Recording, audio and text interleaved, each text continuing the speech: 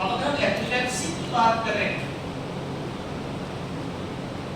तो first drug of choice, अगर हम एपिलेप्सी की बात करें तो फर्स्ट ड्रग ऑफ चॉइस माना जाता है इसको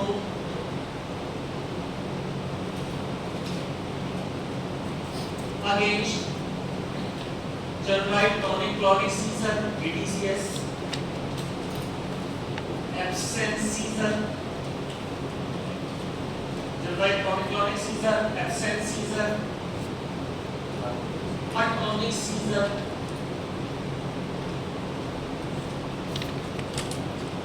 एंड मायोक्लॉनिक सीजर। इनके अगेंस्ट इसको फर्स्ट ड्रग ऑफ चॉइस माना जाता है। मतलब बेटा अगर किसी का मिर्गी का ट्रीटमेंट चल रहा है, मिर्गी का इलाज चल रहा है, तो उनके कॉम्बिनेशन में ये ड्रग आपको जरूर देखने को मिलेगा। मतलब कौन कोई ड्रग चलेगा साथ में, पेरिटोल चल रहा है, इसके साथ में कौन सा चलेगा, वेल्फ्रिड, ये चलते ही होते। इसके अलावा जो अदर यूजेस हैं या सेकंड ड्रग ऑफ चॉइस को आप बोल सकते हैं, अदर यूजेस एपिलेप्सी में, अदर टाइप की एपिलेप्सी जिसको ये कवर करता है वो है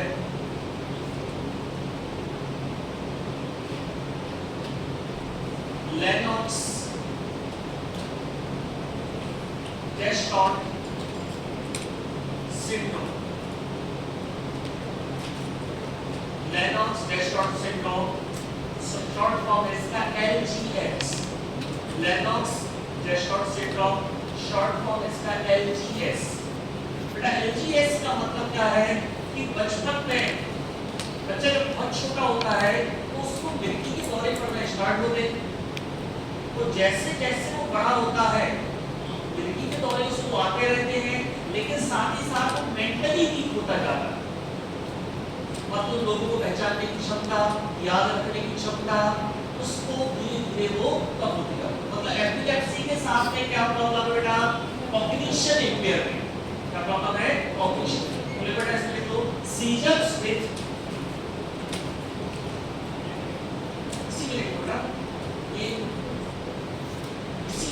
क्या है LGS, सीजर्स विद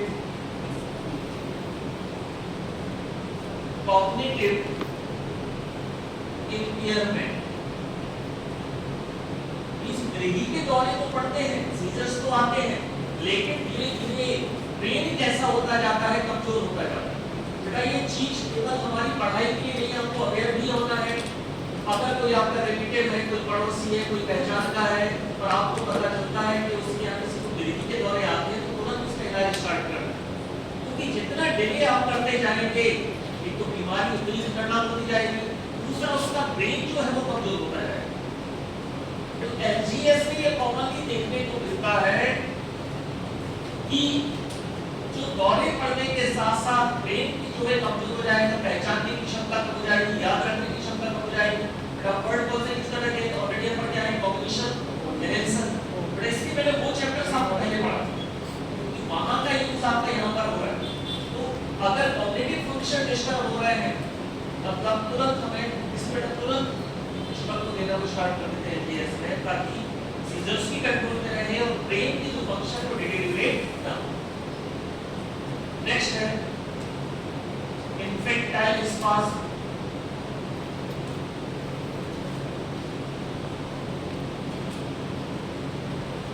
बिल्कुल छोटे जो रहते हैं बेटा बच्चे, 3-4 महीने के 5 महीने के जो इन्फेंट्स रहते हैं, उनमें ये देखने को मिलता है। इसमें भी बेटा प्रॉब्लम वही आती है, अगर उस समय इलाज न किया जाए तो धीरे धीरे वो बच्चा रहता है मेंटली वीक होता जाता है। इन्फेंटाइल स्पाज्म एक्चुअली बेटा ये एपिलेप्सी नहीं है, लेकिन सिम्टम्स और ट्रीटमेंट एपिलेप्सी जैसा है, इसलिए हम इसको एपिलेप्सी के साथ में डिस्कस करते हैं। Infantile spasm okay. और पार्शियल सीजर, मेन यूज बेटा इसके योग है और कौन से JDCS, एब्सेंस, एटोनिक, मायोक्लोनिक। इसके अलावा पार्शियल सीजर, इन्फेंटाइल स्पाज्म, और ये अच्छे से मार्क कर लेना कौन सा, LGS।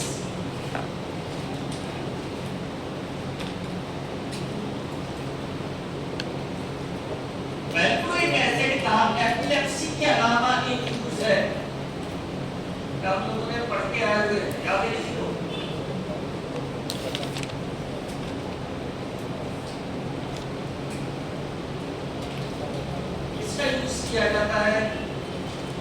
mania and bipolar disorder.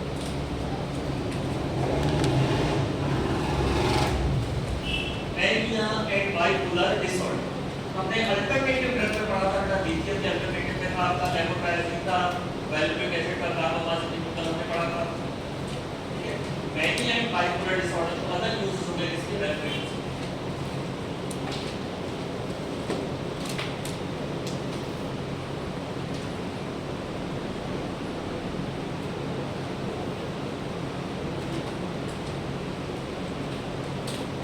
Adverse effects of valproic acid.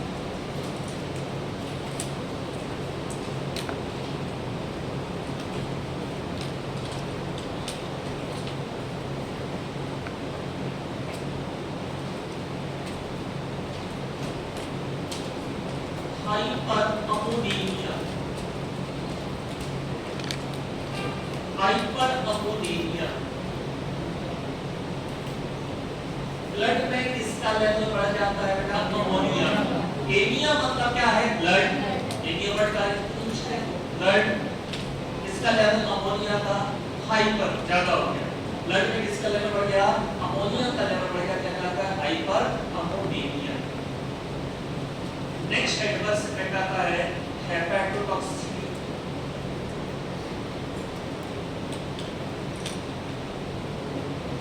Hepatotoxicity only in children.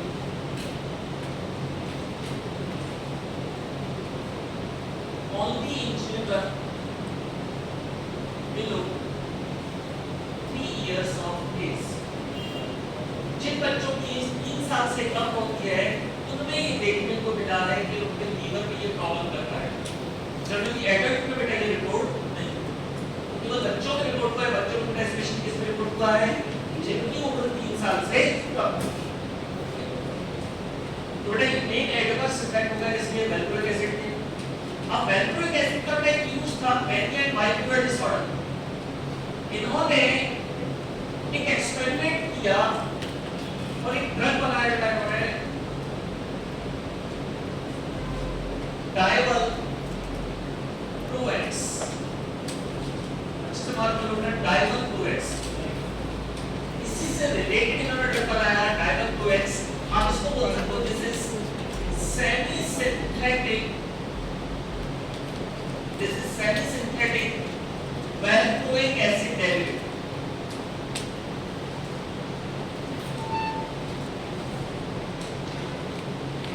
Valproic acid से ही उन्होंने एक नया ड्रग बनाया जिसको क्या नाम दिया? डायवल्प्रोएक्स। अब इसको इन्होंने कैसे बनाया? इन्होंने वैल्प्रोइक एसिड को जोड़ दिया, कोऑर्डिनेशन कॉम्प्लेक्स बना दिया इसके साथ में वैल्प्रोइक एसिड। अब कोऑर्डिनेशन कॉम्प्लेक्स बनाया उन्होंने सोडियम वैल्प्रोएट के साथ। एक मॉलिक्यूल इसका लिया प्योर वैल्प्रोइक एसिड, उसको किससे जोड़ दिया? कोऑर्डिनेशन कॉम्प्लेक्स बना दिया उसमें इसके साथ में सोडियम वैल्प्रोएट। तो दो मॉलिक्यूल हो गए बेटा, दो को क्या बोलते हैं? डाई। नाम में क्या लगा दिया हमने? डाइवल्प्रो। दो वैल्प्रोइक एसिड है, इसी नाम में क्या लगा दिया हमने? Divalproex. Divalproex coordination compound of valproic acid and sodium valproate. Valproic acid और सोडियम वैल्प्रोएट का कोऑर्डिनेशन कंपाउंड हमने तैयार किया। नाम क्या दिया उसको? डाइवल्प्रोएक्स। नाम दिया हमने उसको डाइवल्प्रोएक्स। और इसका यूज केवल और केवल कहां पर किया जाता है? Mania and bipolar disorder. इसका यूज उन्होंने बंद रखा, कहां यूज नहीं करते बेटा? एपिलेप्सी में। क्योंकि एपिलेप्सी में क्योर किसका यूज करते हैं? Valproic acid. यहां काम किसका यूज करते हैं? only mania and bipolar disorder.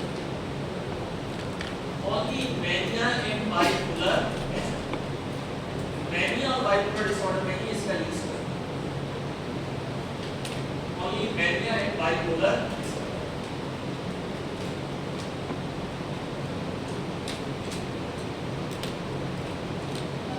Clear? Well,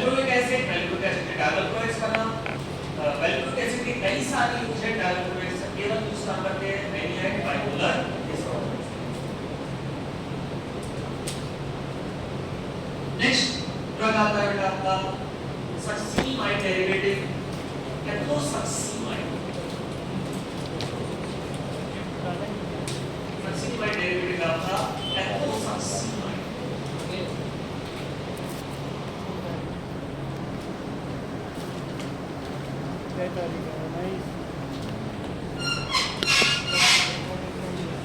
एथोसक्सीनामाइड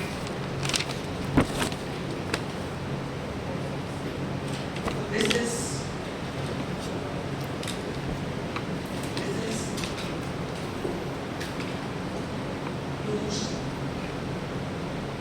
is used mainly in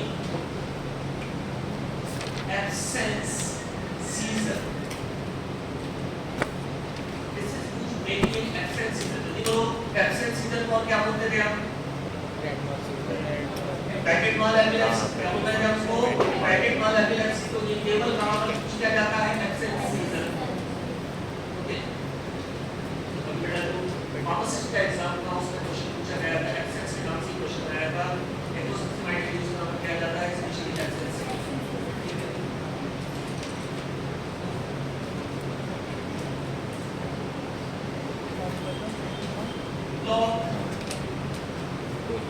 P-type calcium channel. Log P-type calcium channel. Log P-type calcium channel.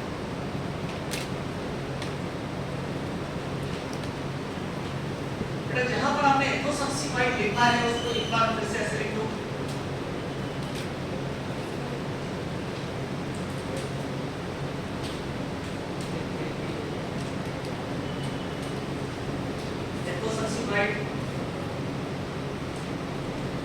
क्या हो जाएगा? इसको ब्लॉक करना है P-type calcium channel। P-type calcium channel block करना है, ठीक है। दूसरा कैसे याद रखोगे? आप जो बार-बार बोल रहे हो ये तो एब्सेंट था। कैसे याद रखोगे? ये तो एब्सेंट था। मतलब कहाँ यूज किया जाएगा? Absence season. तो कैसे याद रखोगे? ये तो क्या था? एब्सेंट।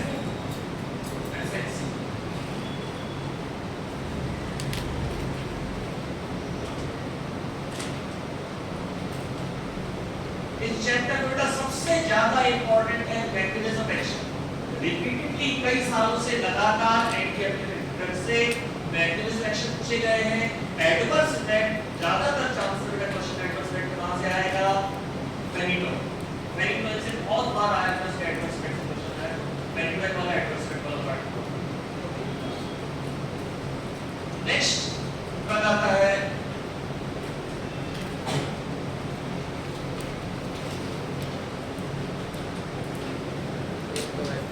प्रॉपर ट्रांसएमाइलेज इनहिबिटर वाली कैटेगरी से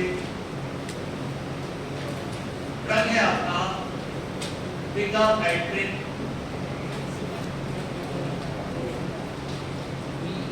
उसको शायद अदर्स होगा साइक्लिक गामा एनालॉग विगाबैट्रिन।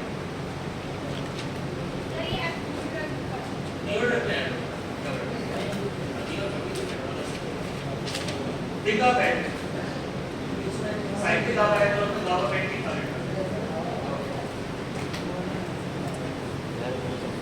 विगाबैट्रिन बेटा ध्यान समझना, मैंने आपसे क्या बोला था? 3 तरीके हैं एपिलेप्सी को ट्रीट करने के। सोडियम चैनल को ब्लॉक करो, गामा के इफेक्ट को बढ़ाओ, P-type calcium चैनल को ब्लॉक करो। 3 तरीके। ओके। अब गामा जो है इसका डिग्रेडेशन होता है, ये टूटता है, किसमें टूटता है? SSA में। गामा किसमें टूटता है? SSA succinyl semi aldehyde.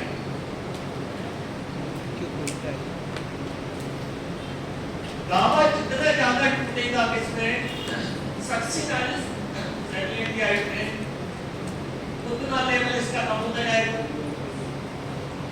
कौन से स्तर पे? गामा के सेट। ओके। चाहिए बेटा? अब इसको उतरे ना हम देखेंगे गामा को एसएसए में कन्वर्ट कौन कर रहा है।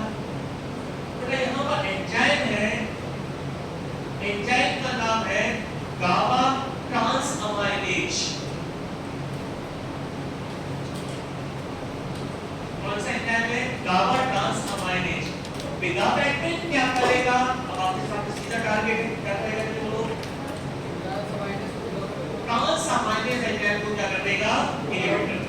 अब इसको इनहिबिट कर देगा तो इसका डिग्रेडेशन नहीं होगा, गामा का कार्बन कन्वर्ट नहीं होगा एसएसए में, इसका लेवल बढ़ता जाएगा, साइटोमेशन का लेवल बढ़ता जाएगा, मतलब क्या बढ़ता जाएगा? इफेक्ट बढ़ता जाएगा, इफेक्ट बढ़ता जाएगा मतलब कौन सी लेवल को ऊपर करेगा? क्लोराइड लेवल, इनहिबिशन बढ़ेगा, हाइपरक्लोराइजेशन बढ़ेगा।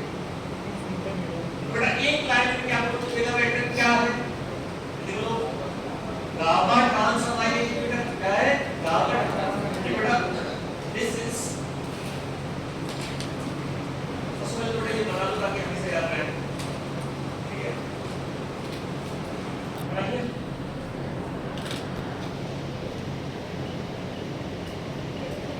This is GABAergic drug. This is GABAergic drug.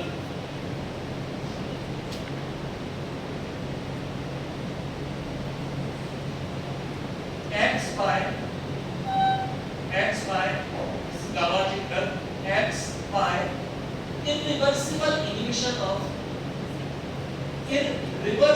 acts by irreversible inhibition of irreversible inhibition of GABA transaminase enzyme. Irreversible inhibition of GABA transaminase enzyme.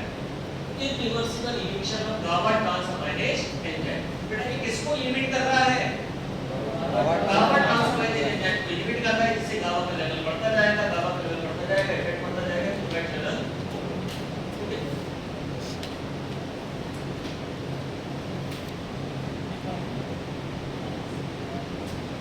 adverse effects.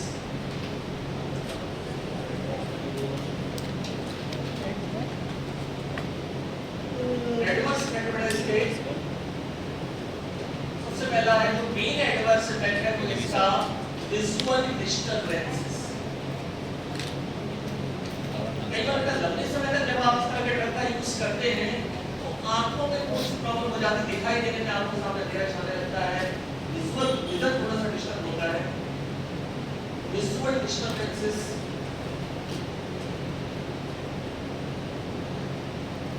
दूसरा ये main adverse effect हो गया। दूसरा साथ ही साथ कई बार ये देखा गया है shows depressive और psychosis phase,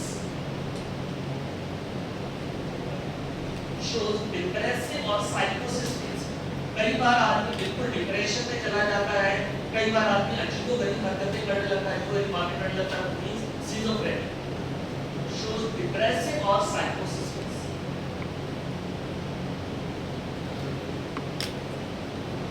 uses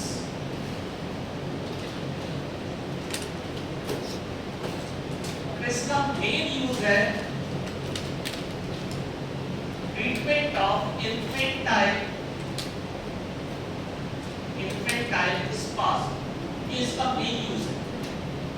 छोटे बच्चों में जो एपिलेप्टिक सिम्टम्स आते हैं, एपिलेप्सी लाइक सिम्टम्स आते हैं, जैसे हम क्या बोलते हैं infantile spasm, उसमें इसका मेन यूज किया जाता है। साथ ही साथ ये कॉम्प्लेक्स पार्शियल सीजर में भी यूज किया जाता है, लेकिन बेटा मेन यूज कहां पर है? infantile spasm। infantile spasm मतलब जो इन्फेक्ट्स में स्पाज्म आते हैं, एपिलेप्टिक सिम्टम्स आते हैं, infantile सीजर भी हम बोलते हैं, उसमें यूज है। दूसरा कौन सा है? सीपीएस मतलब कॉम्प्लेक्स पार्शियल सीजर। सीपीएस मतलब क्या था? Complex partial seizure.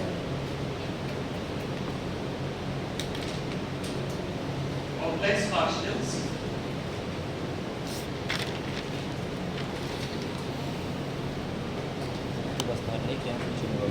Vigabatrin, okay, तो विगाबैक्ट्रिन आपने जो लिखा है, अगेन आप उसको नीचे लिखो।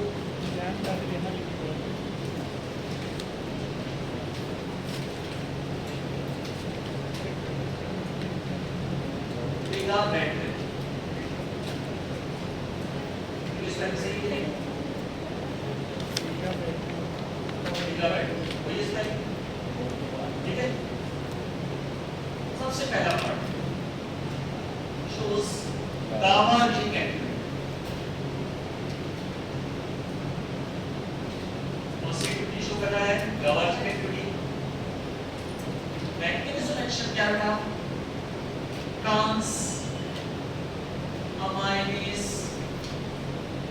इनहिबिटर। मैकेनिज्म एक्शन क्या हो जाएगा? Transaminase inhibitor, okay. Main adverse effect क्या है इसका? विजुअल डिस्टर्बेंसेस,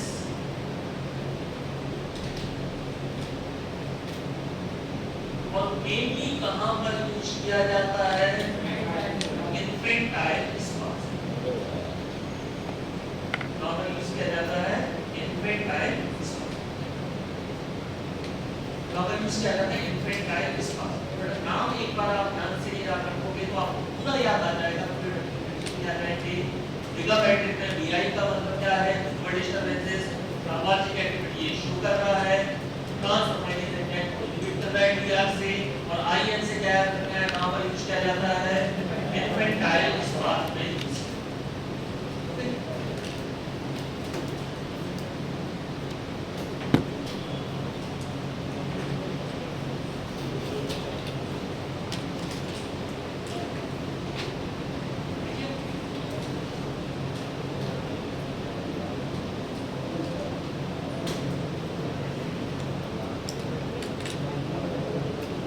सारे नियर वाले जाएगा ट्रस्ट,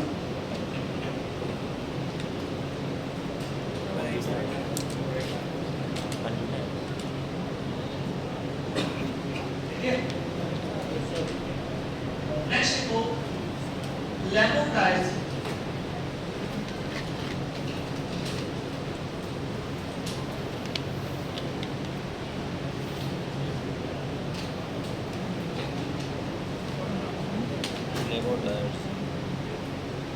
प्राइसिंग डेरिवेटिव में डालना है लेमोप्राइजिंग,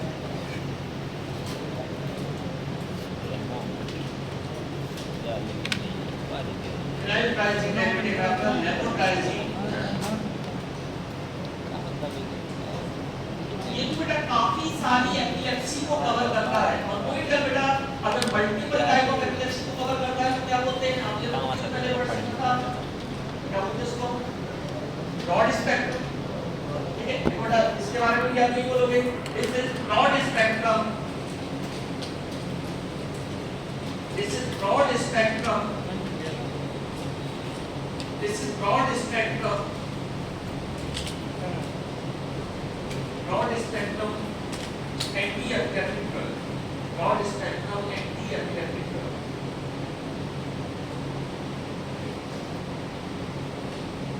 मैकेनिज्म एक्शन, मैकेनिज्म एक्शन ये भी क्या है बेटा आपका?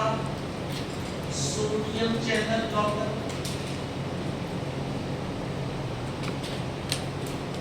लेमोप्राइजिन भी क्या है आपका? Sodium channel blocker.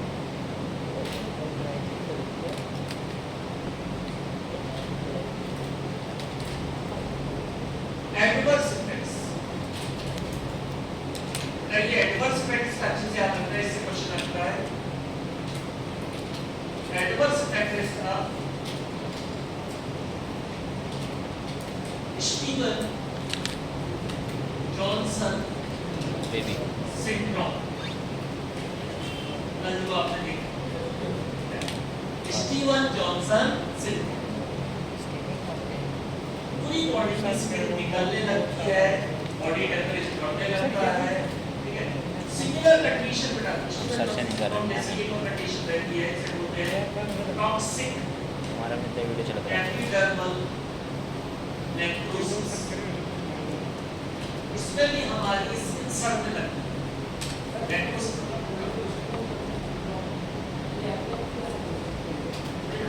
बहुत सारे ड्रग्स शो करता है पर्सपेक्टिव। अभी आप आगे पढ़ेंगे सल्फोनामाइड्स कैटेगरी शुगर की शुगर जॉनसन सिंड्रोम, आप कैटेगरी ड्रग पढ़ेंगे आइसोप्राजोल को शुगर का शुगर जॉनसन सिंड्रोम। जो drug Steven Johnson syndrome show करता है या तो बेटा वो डॉक्टर उसको यूज ही नहीं करते, और यूज करते हैं तो पेशेंट से पूछते रहते हैं कोई एलर्जी रिएक्शन तो नहीं। बेटा कोई भी एलर्जी रिएक्शन होना ये शुरुआत है इसकी ऐसे कि तुरंत वहां पर ये उसका यूज क्या कर देते हैं, वो बंद कर देते हैं। तो बेटा ये छोटा मोटी रिएक्शन नहीं है, ये वो रिएक्शन है जिससे आपकी डेथ हो जाए, ये सीवियर रिएक्शन मानी जाती है। कई ड्रग तो बैन ही इसलिए कर दिए गए क्योंकि वो उनका एडवर्स इफेक्ट क्या था, शुगर करता है। यूजेस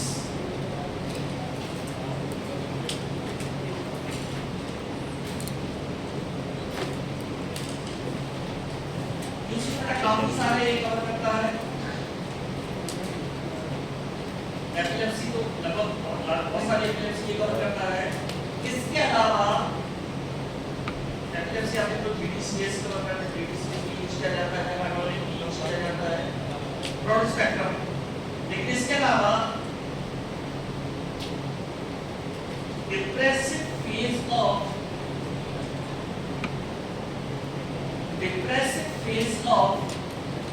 bipolar disorder,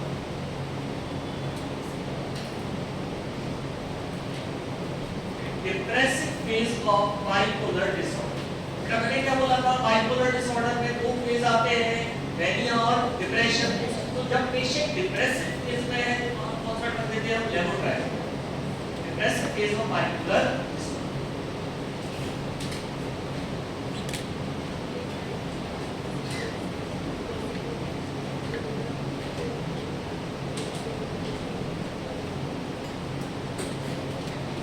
नेक्स्ट का डॉक्टर साइक्लिक गामा एनालॉग है, gabapentin.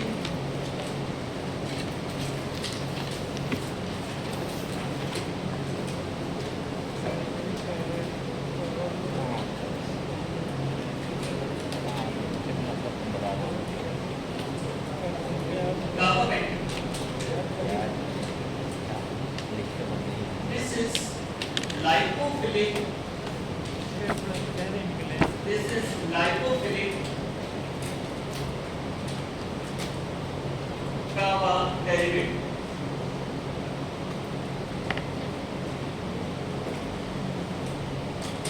This is lipophilic GABA derivative.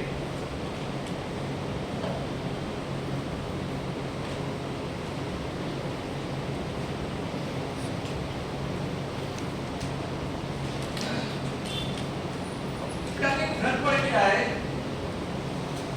अब ड्रग पढ़ेंगी फ्लूराजेपाम। कौन सी कैटेगरी में ड्रग? नया दवा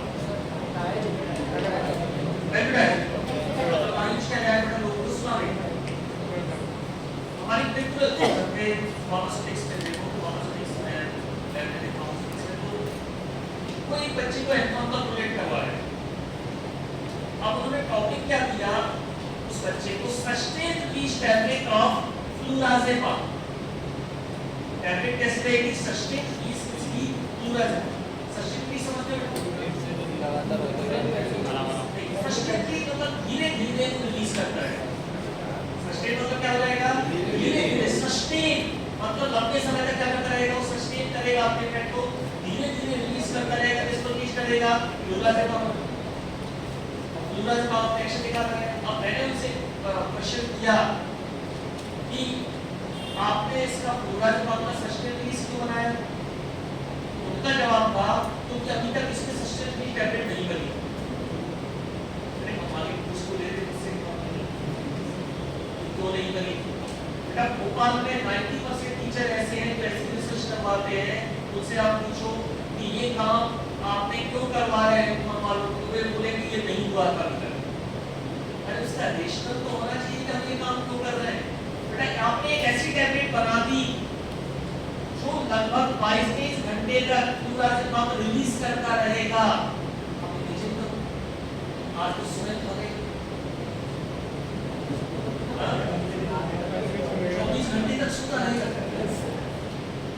कई बार कोई टैबलेट क्यों नहीं बनी है वो थोड़ा दिमाग को लगाया जाए।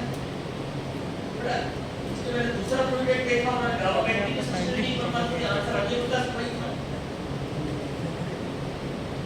और होगा तो बेटा बहुत सारे लोगों की कंडीशन, बहुत सारे लोगों की कंडीशन है कि बस अगर एटोमर वाला है तो नहीं बनेगी।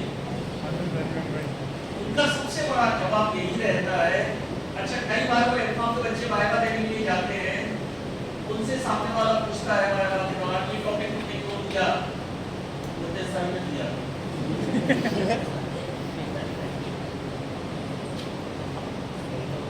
मुझे तो बोले वाइवा में बुलाने ही छोड़ दिया, ये फालतू के सवाल करते हैं। मैं सिंपल से ही पूछता हूँ कि आप क्या करने वाले हैं और क्यों करने वाले हैं, बड़ा सिंपल सवाल। आप अगर रिसर्च कर रहे हैं, आप आपका रिसर्च प्रोजेक्ट है, तो आप मुझे बताओ क्या नया कर रहे हैं और क्यों कर रहे हैं। ऐसा रिसर्च प्रोजेक्ट आपने पैसा भी खर्च किया, टाइम भी खर्च किया और आप कुछ ऐसा बना रहे हो जो कभी भी आगे काम में नहीं आने वाला। क्यों बनाओगे ऐसी टैबलेट जो आपको 24 घंटे सोता है?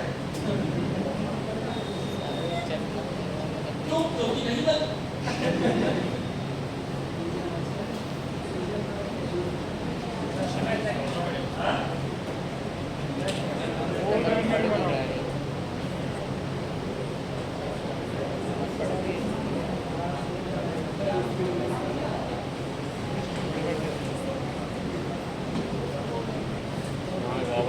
हमारे कॉलेज में 3 पेटेंट थे, 2 यूके के पेटेंट थे, 1 इंडियन पेटेंट, और तीनों पेटेंट मेरे नाम पे। मतलब इसके पहले कोई कोशिश नहीं की किसी ने। इसके अलावा एक पेटेंट जो हमारे डायरेक्टर के नाम पे तो मार्केट में दिया गया है, अलग सेट। तो कोशिश तो नहीं करते, इसलिए कोशिश नहीं करते हैं कि उन्हें रिजल्ट तुरंत चाहिए। मतलब रिसर्च मतलब क्या चाहिए? तुरंत रिजल्ट। बेटा रिसर्च मतलब तुरंत रिजल्ट दिया। मैं आपसे क्या बोलूँगा, रिसर्च मतलब आप अच्छा काम करके फेल हो जाओ, ना कि बुरा काम करके सक्सेसफुल हो जाओ या गलत काम करके सक्सेसफुल हो जाओ। अच्छा काम करके फेल हो जाओ कोई दिक्कत नहीं, आप सीखो बस। लेकिन गलत काम करके सक्सेसफुल हो जाओ। यहाँ जवाहर कैंसर हॉस्पिटल है, वहाँ पे एक बहुत साइंटिस्ट कोई काम कर रहे थे, पलाश के फूल, पलाश जानते हैं, पलाश के फूलों पे काम कर रहे थे, उसकी एंटी कैंसर एक्टिविटी देख रहे थे। बच्चे से उन्होंने बोला इसकी एंटी कैंसर एक्टिविटी, उसने निकाला, उसने देखा एंटी कैंसर एक्टिविटी है, टीचर के पास गया रिसर्च एक्टिविटी नहीं आ रही, तो फट डांटा उसको, क्यों नहीं आ रही है, ढंग से निकल को ये है वो है। 2 दिन बाद गया, बोला सर आ गए, एक्टिविटी आ गई। उसने फर्जी डेटा बना के पेंट में जाके, फोटोशॉप में जाके डेटा बना के को दिखा दिया, सब खुश हो गए। सर ने रिपोर्ट कर दिया, सर ने रिपोर्ट कर दिया कि एक्टिविटी आ गई। उनको 1.5 करोड़ का प्रोजेक्ट मिल गया गवर्नमेंट से, जब एक्टिविटी आ गई है तो इसके ऊपर आगे काम करो। कैसे करें? अरे जो उसमें एक्टिविटी है ही नहीं, कैसे दिखा सकते हो? और ऐसा बेहतर काम जो मेरा एफएम पे रिसर्च पर था, एंटी कैंसर एक्टिविटी की मेरे एफएम के दौरान, तो जहां से मैंने प्लांट कलेक्ट किया, मेरे गांव के पास का अपना एरिया था, मेरे पास एरिया, वहां से प्लांट कलेक्ट किया, तो बैटरी कैसे काम करने का निकाला, तो एंटी कैंसर एक्टिविटी दिख रहा है। अब डीएनए पर किसी ने कॉपी किया, वेस्ट बंगाल के एक लड़के ने, वो भी अपने रिसर्च पेपर में क्या लिखता है, उसने जतारा टी-कमर से प्लांट कलेक्ट किया। मतलब वो कलकत्ता से कहाँ आया? जतारा प्लांट लेने के लिए, मतलब वो लाइफ की स्विचिंग नहीं की थी। और उसने उस प्लांट में कौन सी एक्टिविटी दिखा दी? Anti diabetic. क्यों दिखा दी? क्योंकि अभी तक उसको एक्टिविटी दी नहीं, उसने दिखा दी कि आई, बेटा उसने आई नहीं सकती एंटी डायबिटिक, लेकिन दिखा दी। करते हो? मेरे साथ में कई लोग काम करते थे, तो एक मेरे साथ में लड़की काम कर रही थी, वो लगी थी बिल्कुल 15 दिन 30 दिन 1 महीना उसका पब्लिशन तैयार नहीं हुआ, बहुत परेशान।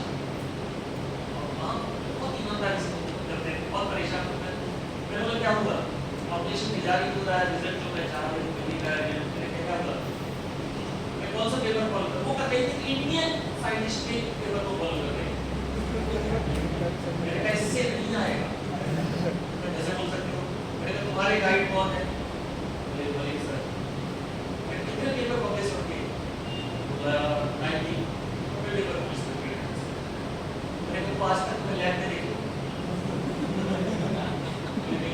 जैसे उन्होंने पेपर लिख लिया ऐसे ये पेपर और तुम इसको कर रही हो इतने ग्राम ये लेना है इतने ग्राम ये लेना है। अच्छे फॉलो करो। और भारत के कई बड़े बड़े लोग बड़ा साइंटिस्ट हैं जिनको अच्छे जर्नल में बैन कर दिया, ब्लैक लिस्टेड, कि हमें इनके पेपर पब्लिश नहीं करने। तो उनको एक्टिविटी निकाल दी, जो एक्टिविटी एग्जिस्ट ही नहीं करती, वो एक्टिविटी क्या कर दी? निकाल। सबसे पहले आगे आपको अभी भी मौका मिले, सबसे पहला ये काम हम क्यों कर रहे हैं? ठीक है, रेशनल होना चाहिए। रेशनल मतलब बेटा ऐसा नहीं कि हम ये काम इसलिए कर रहे हैं कि उसमें काम नहीं। बेटा ये कैसा डेरिवेटिव है? गामा। कोई भी गामा डेरिवेटिव का हम क्या बनाएंगे? सब्स्टिट्यूट। तो ये बनाएंगे बेटा गामा क्या करवाता है? मीन लाता है। बेटा अगर तो मीन लाएगा मतलब गामा ही गामा।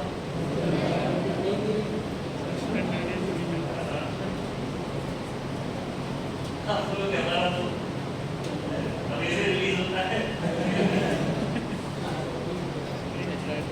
ओके,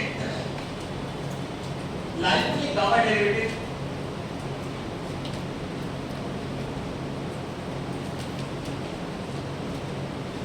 दूसरा देखो मैग्नेटिज्म ऑफ एक्शन।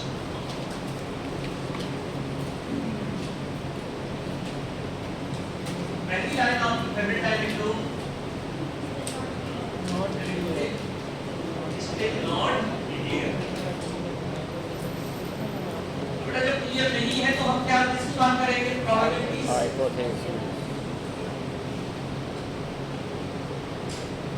जब क्लियर नहीं है तो हम किसकी बात करेंगे? प्रोबेबिलिटी। पहली प्रोबेबिलिटी को क्या बोलते हैं बेटा?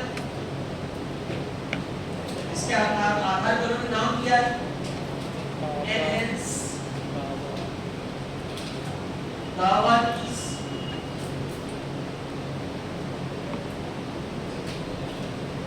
इसके रिलीज को बढ़ाता है, गावा के रिलीज को बढ़ाता है। दूसरा इंक्रीज ग्लूटामेट रिलीज।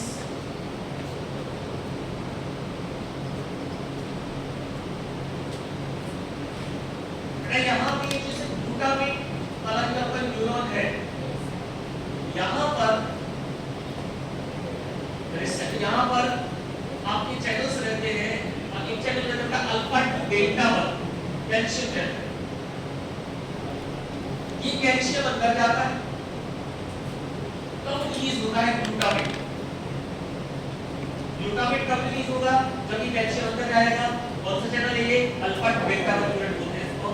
तो हमारा ड्रग बेटा क्या बोलते हैं कि हो सकता है हमारा ड्रग कैल्शियम चैनल को क्या कर रहा हो? ब्लॉक कर रहा हो। जिससे क्या कर दिया? ग्लूटामेट रिलीज को क्या कर दिया? इनहिबिट कर दिया। तो बोल रहे हैं कि हो सकता है गाबा के रिलीज को बढ़ाता हो सकता है ग्लूटामेट के रिलीज को कम कर सकता हो, और हो सकता है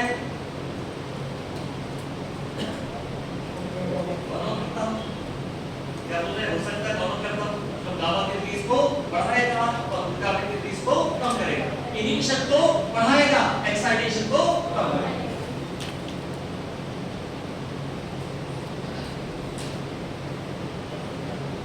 अब मजेदार बात यह है कि ये आपका एंटी एपिलेप्टिक ड्रग, तो इसका यूज कहां पर किया जाता है? तो दूसरा इसका पार्शियल सीजन आपका यूज किया जाता है। इसका पार्शियल सीजन किसका यूज किया जाता था?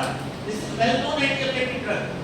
लेकिन बेटा इसका यूज एक अलग जगह होने लगा, और वो यूज होने लगा इसका न्यूरोपैथिक पेन।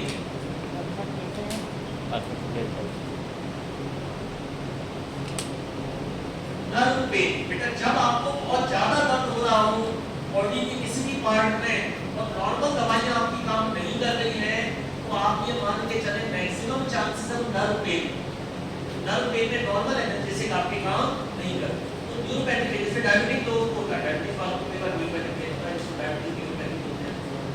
तो डायबिटिक लोगों को पेन होता है, कई बार नॉर्मल नर्व पेन होता है, जैसे नर्व पेन में कई तरह का नर्व पेन रहता है, जैसे आप एक साइड का वाला नर्व पेन देखो या नीचे तक दर्द होता है, ऐसा करता है, तो कई तरह का नर्व पेन होता है। न्यूरोपैथिक पेन बहुत इंटेंस होता है, वहाँ पे नॉर्मल दवाइयाँ काम नहीं करती हैं, तो वहाँ पे गाबापेंटिन या इसी का एक कॉन्जुगेट है प्रीगाबालिन, थोड़ा थोड़ा देखना स्टार्ट करो।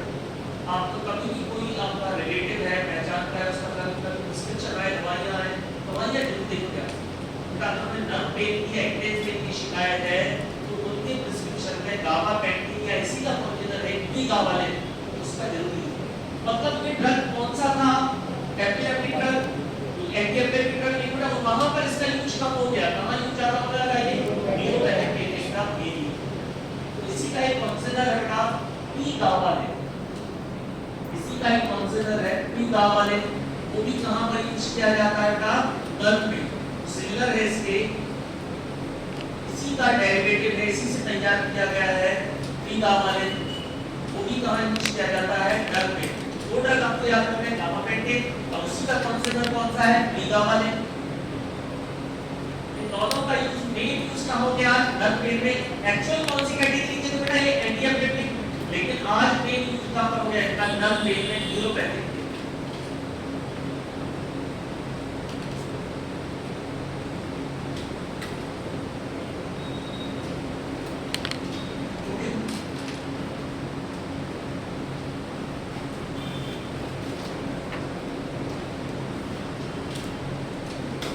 नेक्स्ट कर देखो बेटा न्यूरोस्टेरॉइड गैनाक्सोनो।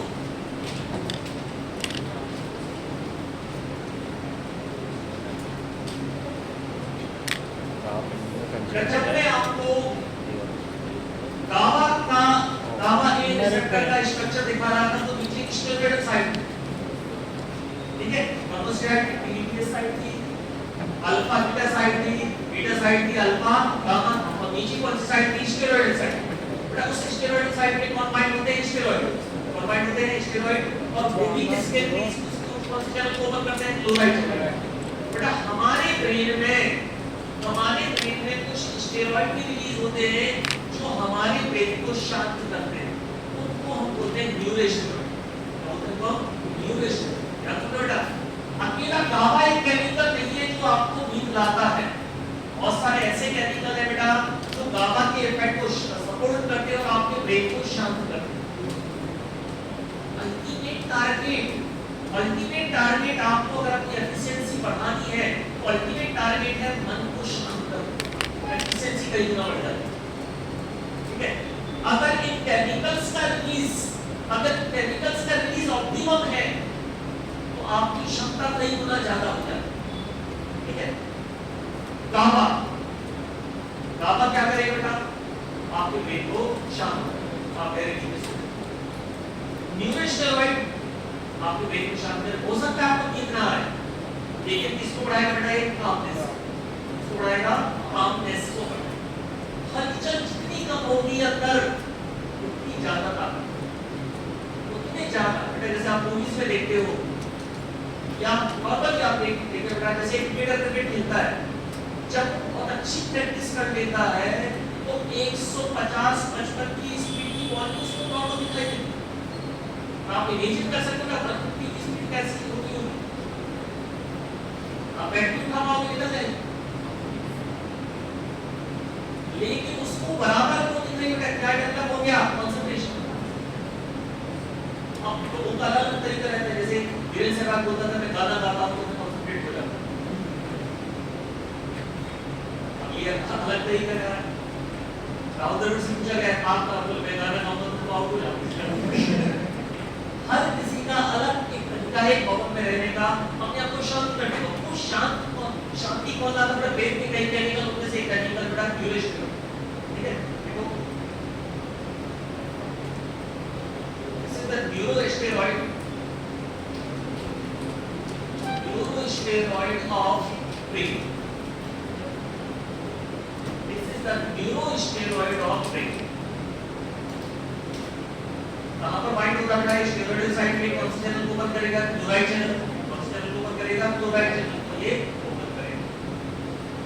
अब अगर ये नॉर्मली ब्रेन में रहा है तो हमें क्या करना पड़ेगा? एक न्यूरोस्टेरॉइड जो कहां बनना था ब्रेन में, कहां रिलीज होना था ब्रेन में, लेकिन बेटा अगर ये प्रॉपर ब्रेन में रिलीज नहीं हो रहा है तो कामनेस नहीं आएगी, सीजर्स प्रेसिपिटेट हो जाएंगे। तो हमें फिर क्या करना पड़ेगा? बाहर से सेटअप लेना पड़ेगा। आपको अगर नींद नहीं आती है तो आप ऐसा ही कहां से ले रहे हो? बाहर से। अगर ये काम नहीं कर रहा है तो आप इसके जैसा सिंथेटिक एनाक्सियोन काम ले रहे हो, बाहर से ले रहे हो। बेटा ये एनाक्सियोन अगर ब्रेन में कम बन रहा है तो एनाक्सियोन ट्रांसफर करेंगे, बाहर से कब तक देंगे? जब तक ब्रेन के फंक्शन कैसे ना हो जाए, नॉर्मल ना हो। तो इसका यूज किया जाता है एब्सेंट सीजर। इसका यूज किया जाता है एब्सेंट सीजर, ये ट्रेंटल सीजर,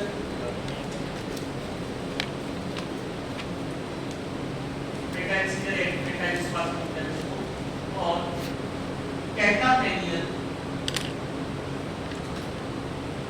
एपिलेप्सी।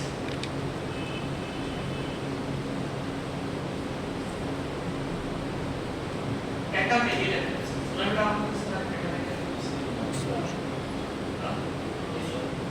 कैटामेनियन एपिलेप्सी कई लोगों को ये देखा गया फीमेल्स में पीरियड्स के दौरान, मेंस्ट्रुएशन साइकिल के दौरान ये एपिलेप्टिक जो सिम्पटम्स से निकल के आते हैं। तो मेंस्ट्रुएशन साइकिल के दौरान एपिलेप्सी आना क्या कहलाता है? कैटामेनियन एपिलेप्सी। ड्यूरिंग मेंस्ट्रुएशन जो साइकिल है उस दौरान एपिलेप्टिक सिम्पटम्स आते हैं, एपिलेप्सी होना क्या कहलाता है? कैटामेनियन एपिलेप्सी।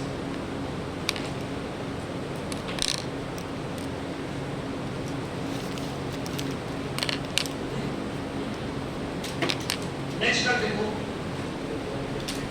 टोपीनापेट।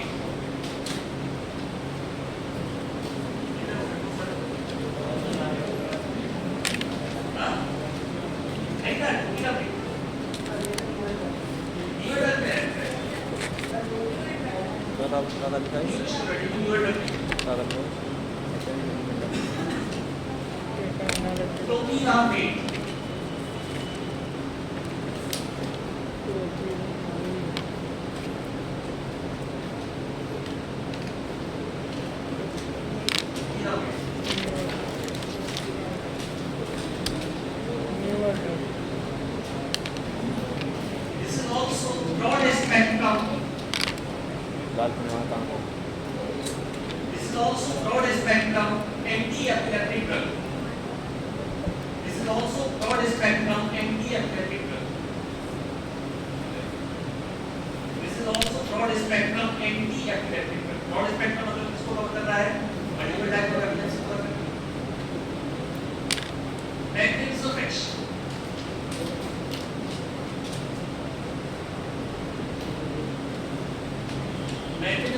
अगेन क्या करोगे? काफी फेवरेट डायरेक्ट होगी।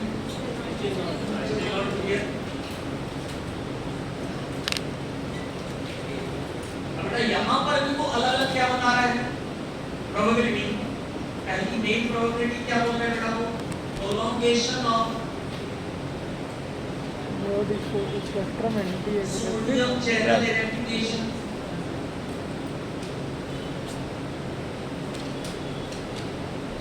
Prolongation of sodium channel inactivation. Sodium channel को क्या करेंगे? ब्लॉक करेंगे। दूसरा gamma potentiation.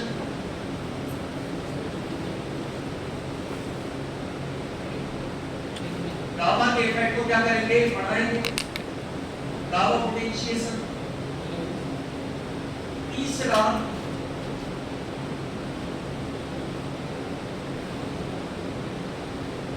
antagonism of glutamate receptor,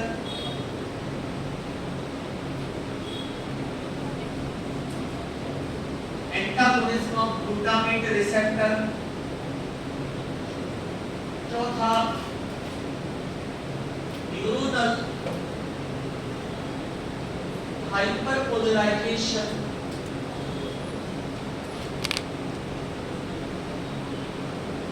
neuronal hyperpolarization to potassium channel। Potassium channel में बेटा अगर ज्यादा लंबे समय तक ओपन रहेगा तो वो भी क्या कॉज करेगा, हाइपरपोलराइजेशन।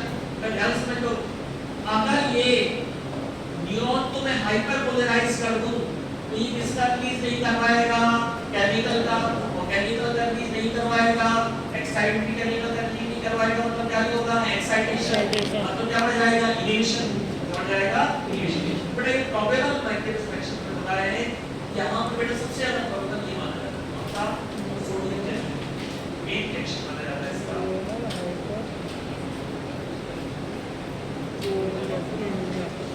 और समझा जाता है collocation of sodium channel main action.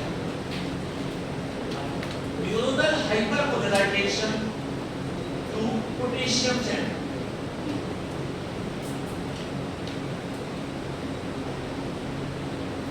Adverse effects,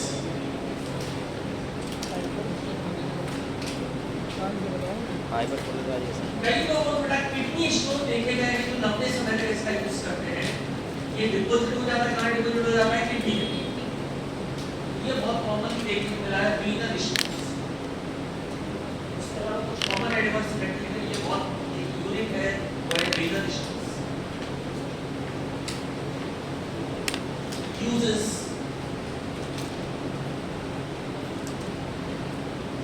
हो जाएगा एल्वाइट टॉनिक सीजर, पार्शियल सीजर, एल्वाइट tonic seizure, PTCS, partial seizure and LGS। अभी पढ़ा था LGS हमने, लेनॉक्स डैशबोर्ड सिंड्रोम, क्या था लेनॉक्स डैशबोर्ड सिंड्रोम, बच्चे में मेमोरी लॉस हो जाती है, ब्रेन वीक, एज बढ़ने के साथ साथ पेशेंट रहेगा, उसके ब्रेन फंक्शन कैसे हो जाएंगे, वीक हो जाएगा, कॉग्निटिव इम्पेयरमेंट होगा, कॉग्निटिव यस। अरे एक तो मिटा हम देते हैं। अच्छा पैसे का प्लान लग रहा है। नेक्स्ट बार देखो, सब पता है। नेक्स्ट बार देखो, नहीं देख पाए। बेटा इसको कर रहा है। पैरासिटा,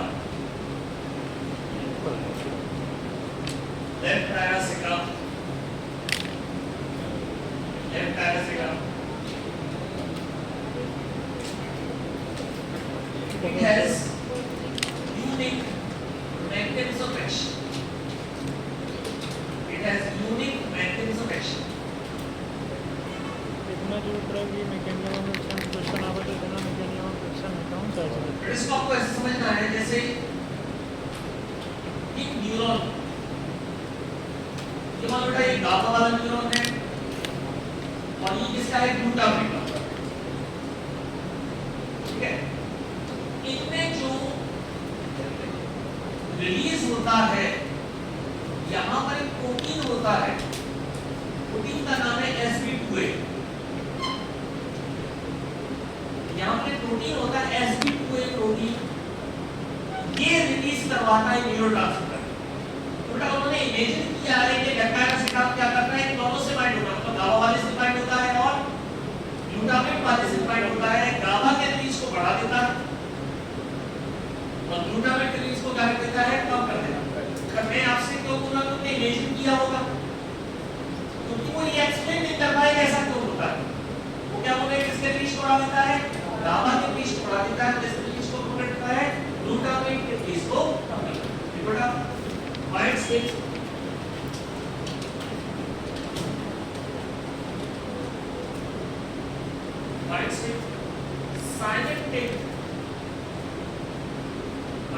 synaptic vesicular protein,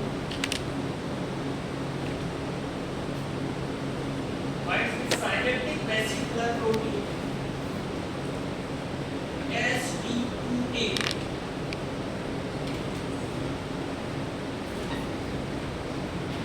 binds with synaptic vesicular protein SV2A and alter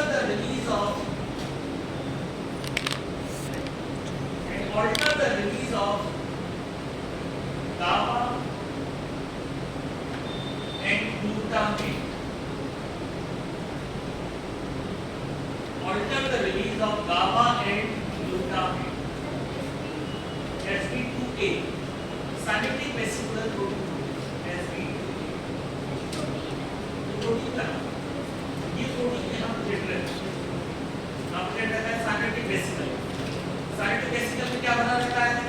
neurotransmitter इससे जाके आपको क्या करेगा कि यहाँ पर रुकेगा तो नीच को कम कर देगा रुका के और इसके नीच को बढ़ा देगा तो इसके में कौन सा वर्टिकल क्या है ऑल्ट है मतलब चेंज कर देगा मतलब इसके नीच को क्या कर देगा बढ़ा देगा इसके नीच को क्या कर देगा कम कर देगा लेफ्ट पैरास के नाम यहाँ लिखा है कि हमेशा आपको याद रहेगा कितना करने का है लेफ्ट पैरा सीटा या आपको ऐसा लिख देना है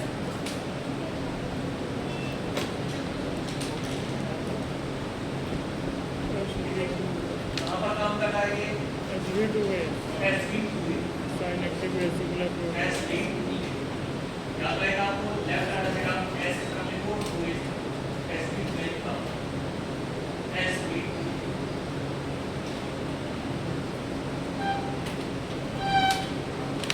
हो गया आपका एंटीअपनेफ्रिक्स सीएस बेटा जुपेट के हिसाब से नाई पर या ट्रांसफर के हिसाब से अपना पॉलिसी का शॉर्ट कंप्लीट हो गया एल्कोहल डाइसल्फाइड का हमारा फॉर्म सर्च के साथ क्या जुपेट के हिसाब से नेक्स्ट नाम का है लोगे से डाउन केएस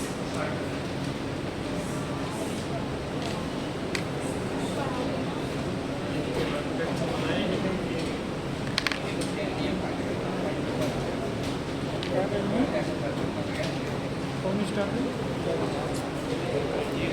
मालिक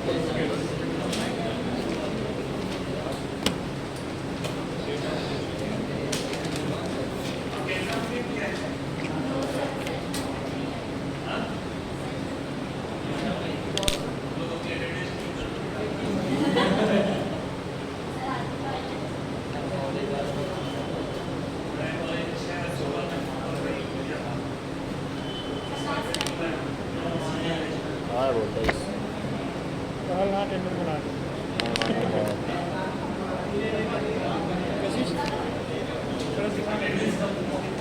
यूजेस हाँ मजे मजे भाई आपने चलाया क्या भाई आपने बना डाली अंदर से रहा है अंदर से इसमें ना टेंडर नहीं है कॉलेज लगी डेट नाइन हाँ डेट हमें टाइम लगा इधर वहाँ किया इधर वहाँ किया अब क्या है कि जो डेट बता रहे हैं डेट का सिलेबस एडिशन का हो ही पाएगा पता यूनिवर्सिटी के लिए बेटा वो काउंट करते हैं 90 वर्किंग डेज 90 वर्किंग डेज हो जाए बस वो एग्जाम दे देते हैं एग्जाम बच्चे देते हैं एक्चुअली क्या है वो आपको जानते हो आप उनको जानते हो अटेंडेंस रख देगी कहाँ देगी मुझे पता है कि आपको क्या डिस्प्ले ही नहीं करेंगे पिछले बार मुझे पता है कि आपको क्या है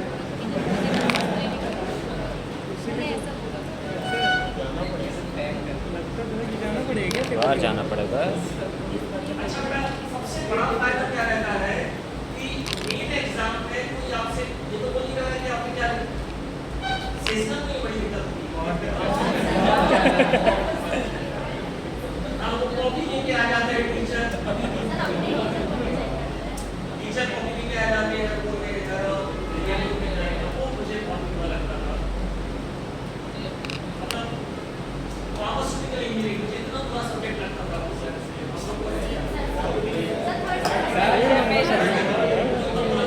से हम लोग एक नंबर छाट से इतना सरल कॉपी का बंडल लेके आया उन्होंने सबसे पहले मेरे मित्र को बुलाया कैसे इंटरप्रेट हो अभी गराज जो मेरे मित्र को बुलाया और क्वेश्चन था कोरोजन के बारे में कोरोजन जंग लगी है ये एनर्जी है मैंने पूछा व्हाट इज कोरोजन लिख रहा है it's very good type of क्या लिखा है this is very good time Hindi में वालों को बड़ी दिक्कत रहती है एक तो ये this is very important it's a very word है ये पूरा And I find is the लिया के लास्ट में called also known as Also corrosion. Also known as corrosion. मेरे नंबर आया पार्ट नहीं है मैंने तेरे को 30 में से 9 नंबर दिए लेकिन मेरे को नहीं पता कि तूने क्या किया अब तू मेरे को बता कि तूने क्या किया मुझे क्या पता तो समझ को आया था दिमाग में वो ले दिया मैंने हमने गया वहाँ पे अब वो बोले नहीं पता तू मेरे को बता मैंने तेरे को 9 नंबर दिए बता धीरे से बता सर ये और पार्ट में पूछो ऐसे 9 नंबर दिए ऐसे 0 दे दो फर्क क्या पड़ता है अरे तेजी कुछ बड़ा तो लगता है यार मेरे को आगे आए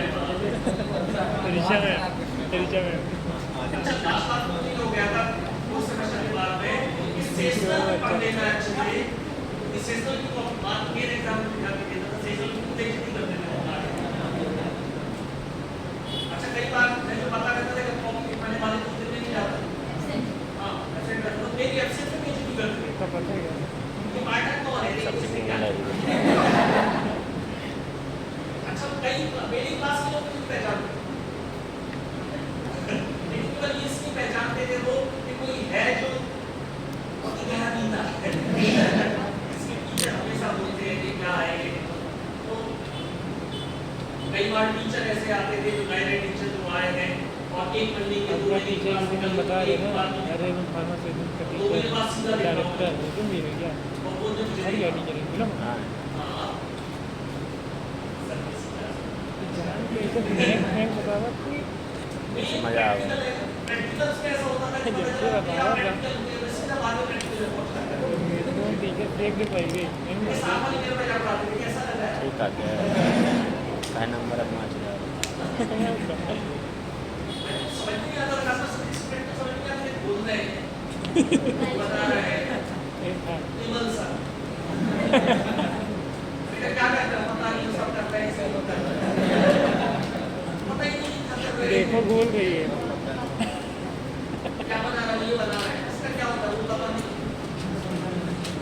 हर कोई इसमें खड़ा है किसी दूसरे को देख लिया ये करता है अच्छा टीचर भी 3-4 इंटेली के लोगों को पकड़ लेते हैं जो चश्मा लगाते हैं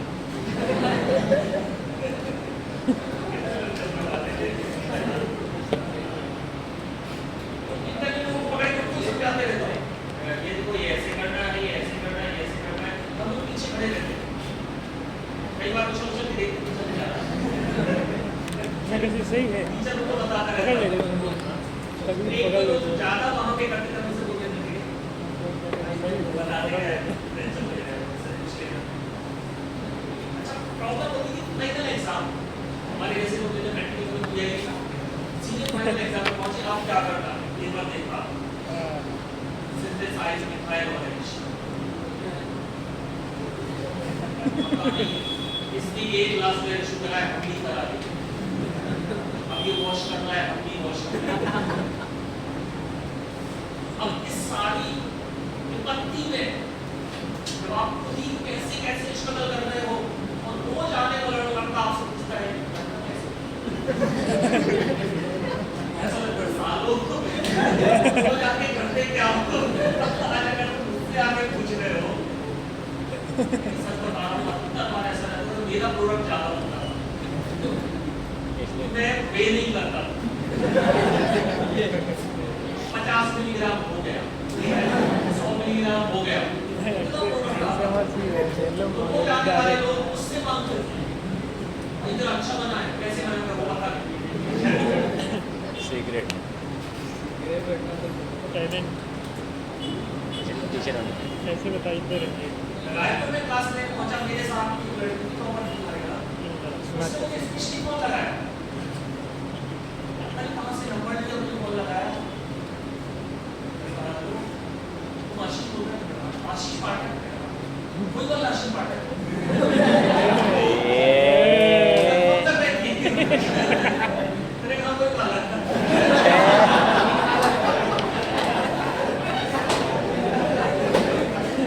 सर्दी लाग गया ही है कि अरे आप फिर जाए बस पकड़ने लगे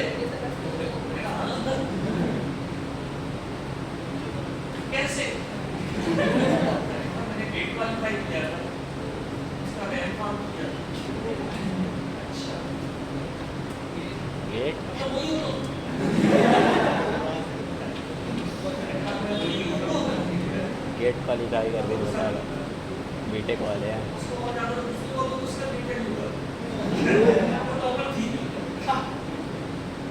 उसको लगा होगा ये एग्जाम में गलत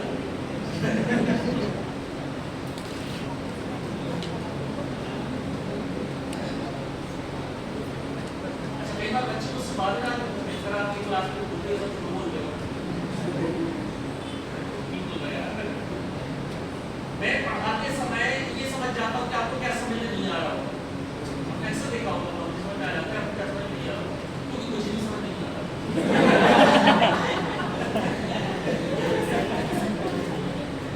अच्छा अच्छा समझ में आ जाता है देखा मैं देखो थोड़ा ध्यान हमारे सामने कई ऐसे टीचर जो बात करते हैं कि बस कोई सिंपल चीज है यदि आपकी चीज है तो 12th तक क्या है मुझे पता नहीं कैसे 12th तक क्या है बहुत सारे लोग तो हमारे सरकारी स्कूल से पढ़े हुए आते हैं आजकल तो और आसान हो गया परसेंट बनाना हो ऑब्जेक्टिव हो गए ऑब्जेक्टिव तो सबकी सही रहते हैं और उनको पहली बार बताना होता है बीच ऐसा होता है या इस पेशेंस लेकर बोलते हैं बाकी तक कभी लैब में गई नहीं उनकी प्रैक्टिकल क्या रहता है मास्टर आपको दे दो कुछ पैसे खर्चा पानी प्रैक्टिकल एक्शन दे दे 25 से 24 100 रुपये दिया सरकारी स्कूल में आप कितने लोग सरकारी स्कूल में पढ़ते हैं आप लोग शायद ये कोई आपने किसी के स्कूल में प्रैक्टिकल में बात नहीं कर सकते सरकारी स्कूल जहाँ पे हम हुए थे किए थे तुम प्राइवेट में नहीं हुए प्राइवेट में कम से कम डाइटिशियन वाला तो हुआ सही में मैं तो प्राइवेट में सरकारी सारे लोग हैं ऑल राइट CBSE वाले अंधे हो गए सीरियस वाला को पढ़ा रहा हूँ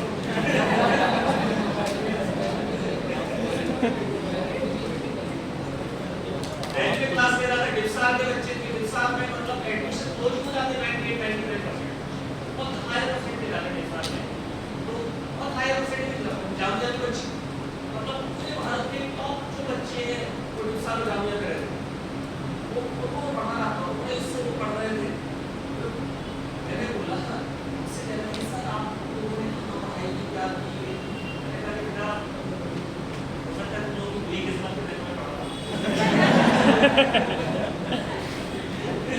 लेकिन मैं जहाँ से पढ़ा हूँ मैंने तो वहाँ पे नहीं होती थी स्कूलों से पढ़ा हूँ और जैसे जैसे मैं पढ़ाई की कई बच्चों को भरोसा नहीं होता है लेकिन मुझे लगता है कि अगर आप बहुत ज़्यादा अपने एजुकेशन के दौरान इंटेलिजेंट रहे हो खासकर बेसिक एजुकेशन के दौरान तो आपको लगता है कि बच्चे को सब आता हो और मैं ये सोच के जाता हूँ बच्चे को कुछ नहीं उसका थोड़ा सा फायदा ये रहता है B.Com फर्स्ट ईयर में अधिकतर जब मैं क्लास लेता हूँ मुझे पता रहता है इसको क्या समझ नहीं आ रहा हो हिंदी मीडियम वाला बच्चा उसकी सारी चीज़ नहीं है बैठा रहता है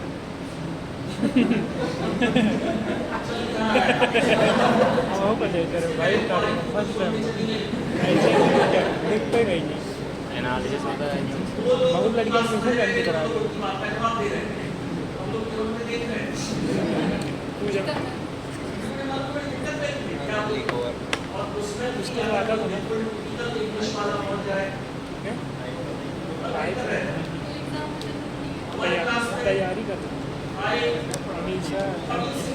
अमीशा रश्मि अंजलि सब तैयारी कर रहे हैं वही यार वही सीजनल पढ़ाए जा रहे हैं कुछ समझ नहीं आ रहा वो भी रिएक्शन मत लिखनी फिर उन्होंने बोला एक जो पेपर ही बता दिया भैया in between I had to manage you it is very impressive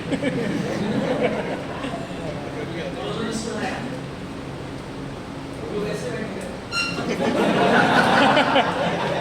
तो कंप्लीट हो गया एक बच्चा 5 बजे आया हंसा उन्होंने उसकी तरफ देखा मैं तुरंत लगा कि इंटेलिजेंट है दो कारण थे एक तो हंसा था दूसरा बच्चा चश्मा लगाए हुए क्लास के बाद तुरंत मैं उसके पास गया क्या बोल रहे क्या क्या बता मैं हंस क्यों रहा था जो बुरा नहीं लगता इंटरनेट बोल रहे थे अपनी क्लास में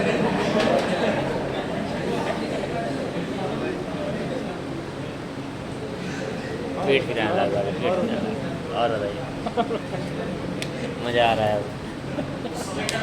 स्टैंड अप कॉमेडी चल रही है एक से एक लोग वीडियो में लिया फ्यूचर पढ़ा रहे हैं, उसी लोग बात कर रहे हैं। स्टैंड अप कॉमेडी हो जाएगा भाई क्या कितना बात कर क्या बात कर बड़े ये बोला सर इसको पता ही नहीं कि आप क्या पढ़ा रहे हैं।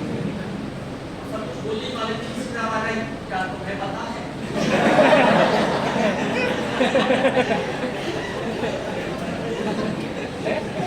मैंने करा लेना ऐसे हो गया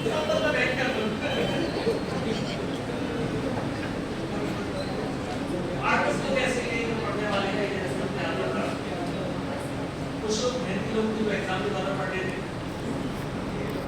और कुछ लोग हमारे जैसे मुझे कोई फर्क नहीं अरे सेम सेम असमो 6 महीने एग्जाम के एक दिन पहले ये सोचना कि 6 महीने तक नहीं पढ़ा क्या करने टेंशन ले दिखावे के लिए पढ़ने पड़ते जल्दी एग्जाम में साइंटिफिकली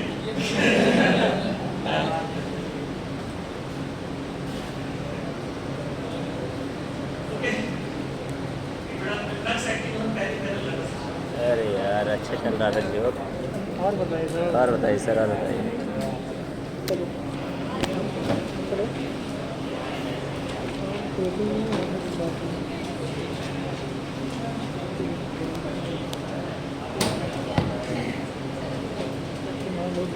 अरे हमारे ट्रेनिंग मैडम आई करी नहीं हुआ ऐसा 4-5 दिन बाद कर रहे हैं आपने पहचाना कि आपने ये पढ़ाया देखा मुझे 2013 में लेने से नहीं हुआ मैडम बोली कि सब लोग आप पढ़ाते तो बहुत अच्छा लगता था मैंने कहा क्या पढ़ाना मैंने कहा मुझे तो पढ़ाना अच्छा नहीं है पढ़ाने की नहीं सुना दो और सुनाइए सर नेक्स्ट सीन में पढ़ाता हूँ मेरा मेन काम नहीं है मुझे सुना रहा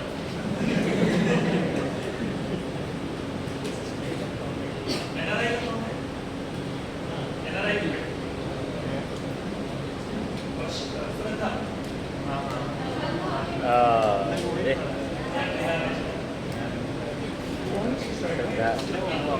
श्रद्धा कारुणिक पेपर है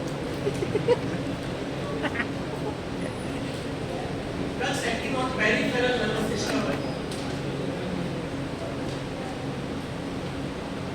बेटा नर्वस सिस्टम की बात जब हम कर रहे हैं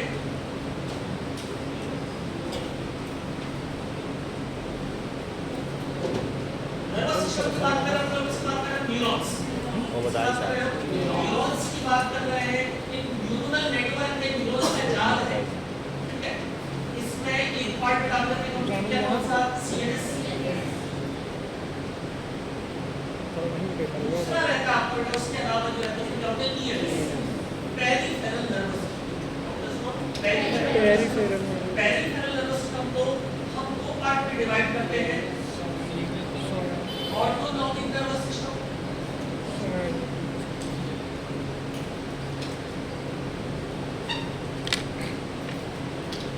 and somatic nervous system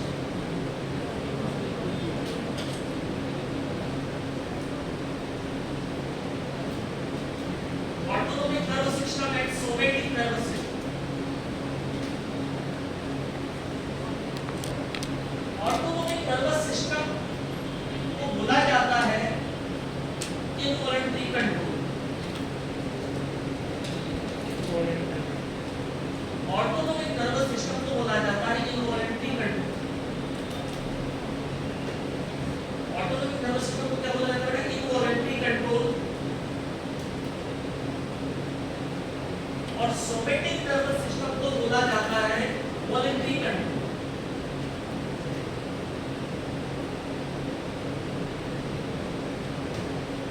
involuntary control and voluntary control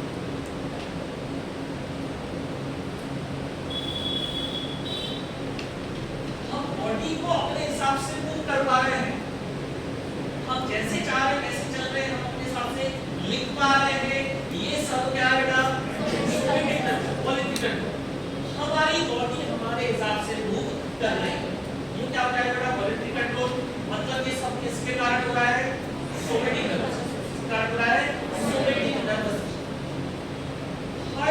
का हार्ट का काम करना, क्या हमारे कंट्रोल में है? हार्ट लगातार काम कर रहा है, बिना रुके काम कर रहा है। GIT का मूवमेंट, पेरिस्टेटिक मूवमेंट, क्या ये हमारे कंट्रोल में है? नहीं, ये हमारे कंट्रोल में नहीं। हम बोले आज तो खाना नहीं बचा, खाना बचेगा, जब तक वो कोशिश करेगा बचाएगा खाना। ठीक है, आपका हार्ट का काम, ब्लड प्रेशर का कंट्रोल, GIT का कंट्रोल, ये सब इनवॉलंटरी कंट्रोल है। आप सो रहे हैं तो भी हार्ट काम कर रहा है, आप जाग रहे हैं तो भी हार्ट काम कर रहा है। हार्ट बिना रुके लगातार हर समय काम कर रहा है, बिना किसी रुकावट के काम कर रहा है। वो सारी बातें जो है सब वो सारी बातें बिल्कुल छोड़ी है कि दिल तुम्हारे कारण धड़कता है।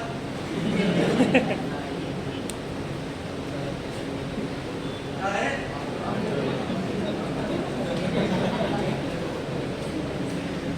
Autonomic nervous system. क्या है? Autonomic nervous system. आपको सीखिए करता जाता था, बड़े इंग्लिश में दिमाग में नहीं आता। मजाक बना दिया। भूख दे दे यार, मजा आ गया यार। रेडी रोज मजा आ जाए। अब डायलॉग तो सब एक दिन का वो दे दिया। हम क्या करें? बाल बाल बोलना है कहाँ नीचे देखा था अरे हम जूता देख रहे हैं autonomic nervous second system, bouncing involuntary control, जो एक्टिविटी जैसे मैंने आपको बताया था पेरिस्टेटिक मूवमेंट, हार्ट का, ब्लड प्रेशर का, और भी बहुत सारे जो डिजीज हैं, न्यूरोट्रांसमीटर के जो आपके कंट्रोल में नहीं हो, किस कंट्रोल हो रहे हैं, इनवॉलंटरी कंट्रोल। सीएनएस की अगर बात करें तो सीएनएस में ब्रेन में हाइपोथैलेमस,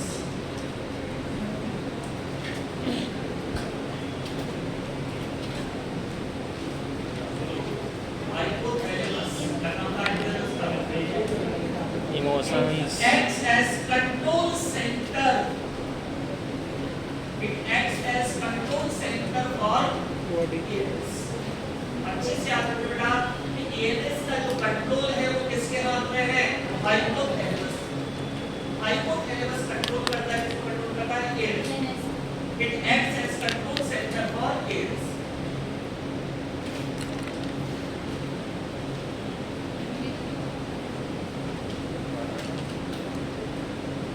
आपको ये याद रखना है कि ALS ही नहीं है, ALS is also controlled by CNS.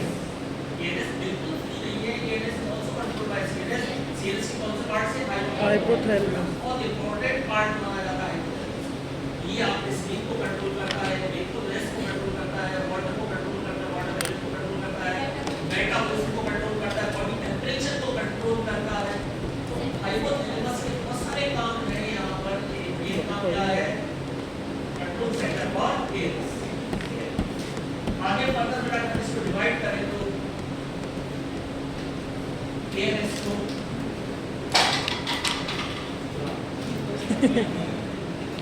आराम से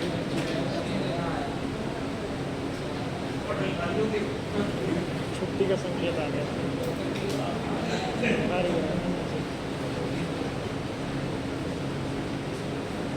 ALS sympathetic system।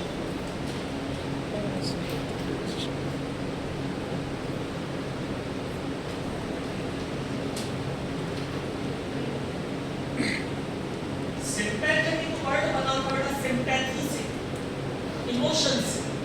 Sympathetic word किससे बना था? Sympathy, emotion.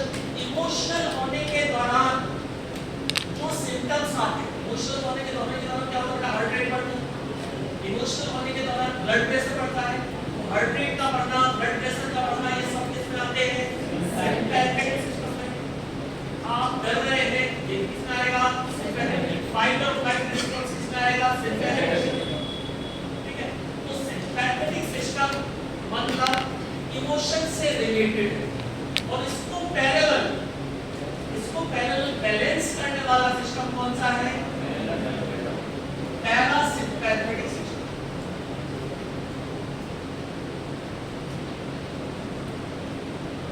जो पैरेलली इसको बैलेंस बैलेंस करता है वो कौन सा सिस्टम है? Parasympathetic system.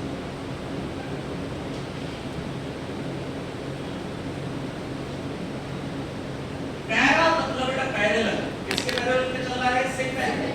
बेटा पहले सिम्पैथेटिक सिस्टम के बारे में पूछा गया, साइंटिस्ट वर्ल्डर डिक्शन था, निकोलस था, बहुत सारे साइंटिस्ट थे, उन्होंने सबसे पहले केमिकल निकाला एड्रेनालिन। एड्रेनालिन को उन्होंने खोज किया, उन्होंने बोला एड्रेनालिन मेन केमिकल है जो किसको कंट्रोल करता है? सिम्पैथेटिक। लेकिन उस समय एक साइंटिस्ट हेनरी डे, जिसने इसकी खोज की बात में एक्सप्लेन की, हेनरी डे ने वर्ड बोला था, हेनरी डे ने बोला कि वो एड्रेनालिन नहीं है। याद तो बेटा क्या बोलता है आपके रिसर्च के बारे में? वो एड्रेनालिन नहीं है, एड्रेनालिन जैसा कुछ है। क्या बोलता है बेटा? वो एड्रेनालिन नहीं है, एड्रेनालिन जैसा कुछ है। इसकी बात कर रहा था और एड्रेनालिन, इसकी बात कर रहा था और एड्रेनालिन। पता चला बेटा सिम्पैथेटिक सिस्टम को मेनली कौन कंट्रोल करता है? Nor adrenaline. हार्ट रेट को कौन बढ़ाता है? Nor adrenaline. ब्लड प्रेशर को कौन बढ़ाता है? Nor adrenaline. वो बोलता है अपने रिसर्च पेपर में वो एड्रेनालिन नहीं, वो क्या है? एड्रेनालिन जैसा कुछ। ठीक है, तो सिम्पैथेटिक सिस्टम को बैलेंस करने वाला बेटा, अगर सिम्पैथेटिक सिस्टम ने हार्ट रेट बढ़ाई तो बढ़ी हुई हार्ट रेट एसिटाइलकोलिन से किसने कम कर दी? Parasympathetic system. अगर यहाँ पर ब्लड प्रेशर बढ़ रहा है तो बढ़े हुए ब्लड प्रेशर को क्या कर देगा बेटा? वापस ये नॉर्मलाइज कर देगा। ठीक है, अगर ये ब्लड वेसल्स को कांस्टेंट करेगा तो ये क्या करेगा? डायलेट करेगा। मतलब इसको बैलेंस करने के लिए कौन सा सिस्टम है? बेटा लंबे समय तक लोगों को ये पता नहीं था कि ये सिस्टम चल कैसे रहे, मतलब इसमें कौन सी केमिकल्स इन्वॉल्व है। और आज भी बेटा ये रिसर्च, आज में मेन केमिकल्स के बारे में पता चलता है कि बेटा कई केमिकल्स आज भी है जिनके बारे में हमें पता नहीं है कि केमिकल्स कैसे काम करते हैं, उनमें और कौन कौन से केमिकल है। तो सिम्पैथेटिक सिस्टम और पैरासिम्पैथेटिक, बेटा लंबे समय तक एक डेफिनेशन बोली गई, जैसे किसी पूछा जाता था कि ऑटोनोमिक नर्वस सिस्टम क्या है, तो वो आंसर क्या देते थे बेटा? बैलेंस बिटवीन सिम्पैथेटिक और पैरासिम्पैथेटिक के बीच का बैलेंस क्या है? Autonomic nervous system. सिम्पैथेटिक और पैरासिम्पैथेटिक के बीच का बैलेंस क्या है? Autonomic nervous system. तो हमने समझ में ये डेफिनेशन, लेकिन बाद में जाके उन्होंने एक और सिस्टम ऐड कर दिया ये इसमें एंटरिक नर्वस सिस्टम। कई काफी बार में ये ऐड हुआ है enteric nervous system. Enteric, enteric word किससे पता है बेटा? एंटेरो। एंटेरो का मतलब क्या होता है?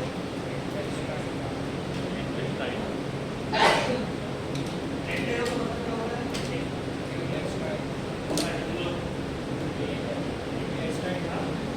अंदर इंटरनल एंटेरो वर्ड यूज किया जाता है इंटेस्टाइन में।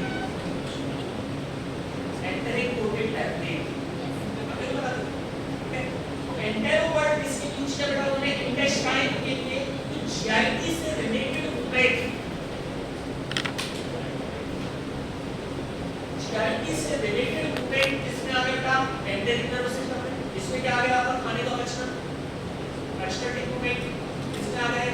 ईएनएस में। मूवमेंट होना, मूवमेंट ना होना, ये किसमें आ गया बेटा? ईएनएस में। आप अगर देखो तुम उधर बस को में ये जा सब रहे देख लिया हैं, मतलब आप ऐसे टैबलेट बेटा हाँ, ये मूवमेंट ना भाई। हो कौन सी टैबलेट लेते हैं? कहीं में लिखते हैं। और तुम ज़्यादा लिख रहे थे ये सब लिख दे, ये सब तरीका नहीं है। सिस्टम से लिखा जीआईटी को बढ़ा दे, जीआईटी को खाली कर दे, मतलब मूवमेंट को बढ़ाएंगे, जीआईटी को खाली कर देंगे, मूवमेंट होने के चांसेस क्या हो जाएंगे? कम हो जाएंगे।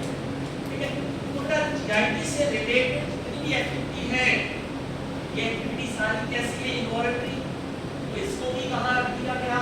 ये बेटा पहले लंबे समय तक क्या बोला जाता है? सिम्पैथेटिक और पैरासिम्पैथेटिक के बीच का बैलेंस है, लेकिन बेटा बाद में इसको रख दिया एंटरिक। अब ध्यान समझ बेटा, हमें दवाइयों की जरूरत कब पड़ेगी? जब ये सिस्टम काम नहीं कर रहे या ये सिस्टम ज्यादा काम कर रहे हैं। अगर किसी का सिम्पैथेटिक सिस्टम ओवर एक्टिवेट हो गया, मतलब हार्ट रेट बढ़ती जा रही, एरिथमिया हो गया, मेडिसिन का जो है थोड़ा कैसा ले लो पैरासिम्पेथेटिक या फिर मेडिसिन सिम्पैथोलाइटिक लाइटिंग मतलब हाँ सॉरी कौन सा कर लोगे सिम्पैथोलाइटिक याद तो मैंने आपको बताया लाइटिंग का मतलब क्या होता है तोड़ना जो सिम्पैथेटिक सिस्टम को तोड़े और क्या बोलेंगे सिम्पैथोलाइटिक ओके शिवानी मेरे पता है अगर पैरासिम्पैथेटिक सिस्टम ज्यादा काम कर रहा है हार्ट रेट कम होती जा रही बढ़ी नहीं है क्या करोगे पैरासिम्पैथोलाइटिक लाइटिंग मतलब क्या होता है बेटा तोड़ने वाला हम उल्टी बात करते हैं यहाँ पे अगर सिम्पैथेटिक सिस्टम सही काम नहीं कर रहा कौन से करते हैं बेटा सिम्पैथोलाइटिक जो नहीं कर रहा है कौन से करते हैं सिम्पैथोलाइटिक अगर पैरासिम्पैथेटिक सिस्टम सही काम नहीं कर रहे तो कौन से करते होगे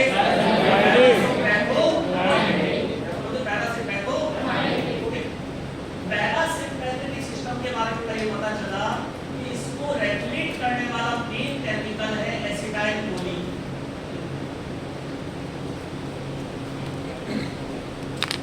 इसको रेगुलेट करने वाला मेन केमिकल कौन सा है एसिटाइल कोलिन सिम्पैथेटिक सिस्टम को मेनली कौन रेगुलेट कर रहा था एड्रेनालिन शुरुआत में पता चला था बाद में पता चला मेन कौन सा है और एड्रेनालिन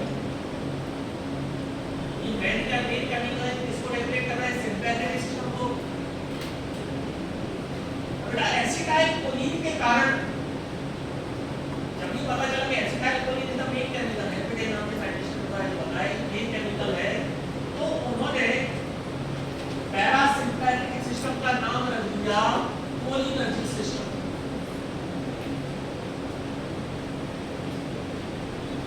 क्या नाम रख दिया कोलिनर्जिक पैरासिम्पैथेटिक सिस्टम का ही नाम क्या किया कोलिनर्जिक सिस्टम और बेटा एड्रेनालिन जो पहले हो जाएगा मल्टीप्लिकेशन निकाला था तो इसका नाम क्या रख दिया एड्रेनर्जिक सिस्टम बेटा सिम्पैथेटिक सिस्टम को ये हम क्या बोलते हैं एड्रेनर्जिक सिस्टम इसको क्या बोलते हैं कोलिनर्जिक सिस्टम रेड पेन दो ना ब्रो सिम्पैथोमाइमेटिक ड्रग को क्या बोलोगे सिम्पैथोमाइमेटिक ड्रग को क्या बोलोगे एड्रेनर्जिक ड्रग्स क्या बोलोगे एड्रेनर्जिक ड्रग्स पैरासिम्पैथोमाइमेटिक ड्रग को क्या बोलोगे कोलिनर्जिक ड्रग्स क्या बोलोगे कोलिनर्जिक बताओ मुझे पैरासिम्पैथोलाइटिक को क्या बोलोगे एंटीकोलिनर्जिक लाइटिक मतलब तोड़ने वाला क्या हो जाएगा एंटीकोलिनर्जिक सिम्पैथोलाइटिक को क्या बोलोगे एंटी एड्रेनर्जिक ड्रग्स क्या बोलोगे क्या बोलोगे छोटे-छोटे शब्द का ये समझना है सिम्पैथोमाइमेटिक मतलब उसको बोलते हैं एड्रेनर्जिक पैरासिम्पैथोमाइमेटिक को क्या बोलते हैं कोलिनर्जिक सिम्पैथोलाइटिक को क्या बोलते हैं एंटी एड्रेनर्जिक इसको क्या बोलते हैं नेक्स्ट क्लास में स्टार्ट करेंगे बेसिक सिस्टम और कोलिनर्जिक स्टार्ट करेंगे